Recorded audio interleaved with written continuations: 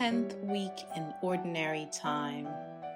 First reading, a reading from the first book of Kings. Elijah said to Ahab, "Go up, eat and drink, for there is the sound of a heavy rain." So Ahab went up to eat and drink, while Elijah climbed to the top of Carmel, crouched down to the earth, and put his head between his knees. "Climb up and look out to sea," he directed his servant, who went up and looked, but reported, "There is nothing." 7 times he said, "Go, look again." And the 7th time the youth reported, "There is a cloud as small as a man's hand rising from the sea." Elijah said, "Go and say to Ahab, harness up and leave the mountain before the rain stops you."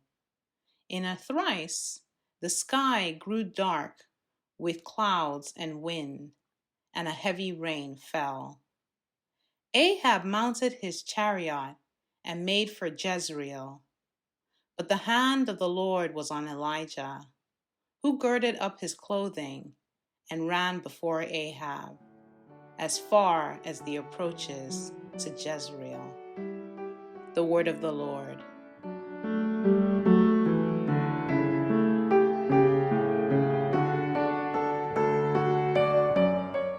Responsorial Psalm.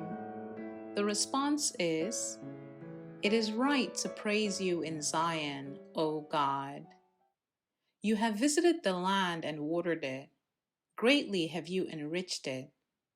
God's watercourses are filled. You have prepared the grain. It is right to praise you in Zion, O God. Thus have you prepared the land, drenching its furrows, breaking up its clods, softening it with showers, blessing its yield. It is right to praise you in Zion, O God. You have crowned the year with your bounty, and your paths overflow with a rich harvest. The untilled meadows overflow with it, and rejoicing clothes the hills. It is right to praise you in Zion, O God.